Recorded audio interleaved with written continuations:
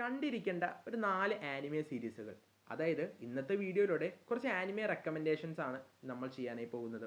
കൂടുതലൊന്നും സമയം കളയുന്നില്ല, നമുക്ക് നേരെ വീഡിയോയിലേക്ക് പോകാം. നമ്മുടെ ലിസ്റ്റിലെ ആദ്യത്തെ ആനിമയാണ് classroom of the elite. വളരെ ജീനിയസ് ആയിട്ടുള്ള സ്റ്റുഡൻസ് പഠിക്കുന്ന ഒരു അഡ്വാൻസ്ഡ് ആയിട്ടുള്ള സ്കൂൾ. അവിടെ എ ഡിവിഷൻ എന്നുള്ള ആ ഒരു ടോപ്പ് പൊസിഷനിൽ എത്താൻ ശ്രമിക്കുന്ന മറ്റ് ഡിവിഷനുകൾ.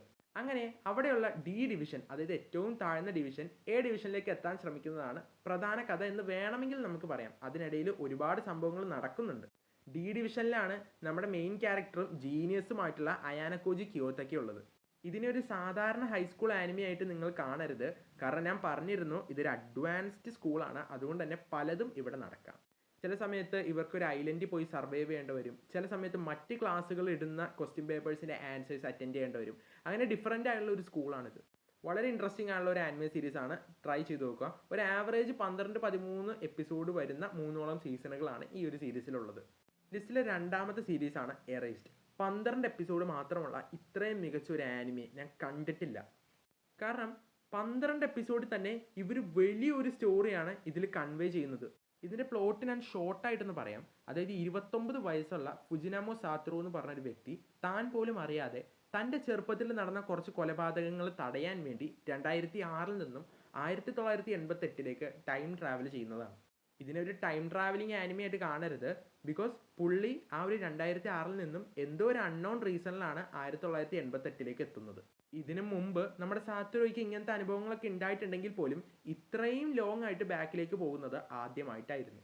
ആരും മിസ് ചെയ്യരുത് ഈ ഒരു ആനിമെ സീരീസ്. വളരെ മികച്ച ഒരു ത്രില്ലർ മിസ്റ്ററി സീരീസാണിത്. ലിസ്റ്റിലെ മൂന്നാമത്തെ സീരീസാണ് ടൊമോദാച്ചി ഗെയിം. ചില സ്ഥലങ്ങളിലൊക്കെ ഇതിന് ഫ്രണ്ട്സ് ഗെയിം എന്നും അറിയപ്പെടുന്നുണ്ടെങ്കിൽ പോലും ഒഫീഷ്യൽ നെയിം ടൊമോദാച്ചി ഗെയിം എന്നാണ്. ഹൈസ്കൂളിൽ പഠിക്കുന്ന 5 ബെസ്റ്റ് ഫ്രണ്ട്സ്, അവരെ കുറച്ച് ആളുകൾ തട്ടിക്കൊണ്ടുവന്ന് ഈ ഒരു ടൊമോദാച്ചി ഗെയിമിൽ കൊണ്ടുപോയിടുകയാണ്. ഈ ഒരു ടൊമോദാച്ചി ഗെയിം ജയിച്ചാൽ ഇവർക്ക് വളരെ വലിയൊരു എമൗണ്ട് ഓഫ് ക്യാഷ് ആയിട്ട് ലഭിക്കും. എന്നാൽ പ്രശ്നം എന്താണെന്ന് വെച്ചാൽ ഓരോ ഗെയിമും ഇവരുടെ ഫ്രണ്ട്ഷിപ്പിനെ ചോദ്യം ചെയ്യുന്ന രീതിയിലായിരിക്കും വരിക. സോ അങ്ങനെ ഈ 5 ഫ്രണ്ട്സ് ഉണ്ട്. അതിനിടയിലെ ഒരാളാണ് നമ്മുടെ മെയിൻ ക്യാരക്ടർ കറ്റാഗിരി യൂയിച്ചി. പുള്ളിനെ കണ്ട ഒരു പാവമായിട്ട് തോന്നുമെങ്കിൽ പോലും അങ്ങനെയല്ല. കറ്റാഗിരി യൂയിച്ചിയുടെ പ്ലാനും മറ്റും എല്ലാം ഈ ഒരു സീരീസിലൂടെ കാണിക്കുന്നുണ്ട്. ഭയങ്കര അടിപൊളി ഒരു സീരീസാണ്. സത്യം പറയാൻ എനിക്ക് എറൈസ്റ്റിനേക്കാൾ കുറച്ചും കൂടി ഇഷ്ടപ്പെട്ടു. പിന്നെ എന്തുകൊണ്ടാണ് എറൈസ്റ്റാണ് എനിക്ക് ഏറ്റവും ഇഷ്ടപ്പെട്ട 12 എപ്പിസോഡിലെ ആനിമേ എന്ന് ചോദിച്ചാൽ, എറൈസ്റ്റ് 12 എപ്പിസോഡിൽ തീരുവാണ്. ടൊമോദാച്ചി ഗെയിമിന് ഇനിയും സീസൺസ് വരാനുണ്ട്. അപ്പോൾ ഞാൻ പറഞ്ഞപ്പോൾ മനസ്സിലായിട്ടുണ്ടാവും, ടൊമോദാച്ചി ഗെയിമിന് 12 എപ്പിസോഡ് മാത്രമാണ് ഇറങ്ങിയിട്ടുള്ളത്. വളരെ നല്ലൊരു മെയിൻ ക്യാരക്ടറാണ് കറ്റാഗിരി യൂയിച്ചി എന്ന് പറഞ്ഞാൽ. സത്യം പറഞ്ഞാൽ ഈ 12 എപ്പിസോഡ് തന്നെ എൻ്റെ മനസ്സിൻ്റെ ഉള്ളിൽ നല്ലൊരു ഇമ്പാക്റ്റ് ഈ ഒരു ക്യാരക്ടറിന് ഉണ്ടാക്കാൻ സാധിച്ചിട്ടുണ്ടായിരുന്നു. ലിസ്റ്റിലെ അവസാനത്തെ ആനിമയാണ് ഹെൽസ് പാരഡൈസ്. ഇത് കഴിഞ്ഞ വർഷം ഇറങ്ങിയ ആനിമയാണ്. ഒരുപാട് പേര് ഇറങ്ങിയ സമയത്ത് കണ്ടിട്ടുണ്ടാവും. എന്തെന്നാലും കാണാത്തവർക്ക് വേണ്ടിയിട്ടാണ് റെക്കമെൻഡ് ചെയ്യുന്നത്.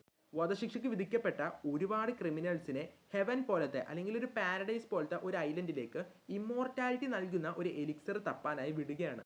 എന്നാൽ അവിടെ ചെല്ലുമ്പോഴാണ് അറിയുന്നത് ഇത് ഹെവൻ അല്ല, പകരം ഹെല്ലാണെന്ന്.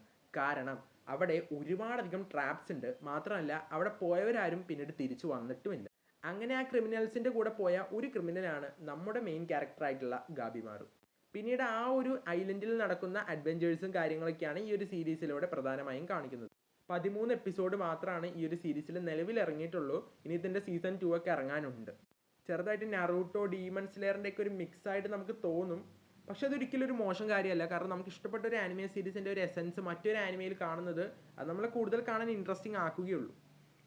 സോ ഹെൽസ് പാരഡൈസും മസ്റ്റായി കണ്ടിരിക്കേണ്ട ഒരു ആനിമേ സീരീസാണ്. സമയം ഉണ്ടെങ്കിൽ ഒറ്റയടിക്ക് നമ്മൾ ഈ ഒരു സീരീസ് കണ്ടുപോകും. അത്ര ഇൻട്രസ്റ്റിംഗ് ആണ്.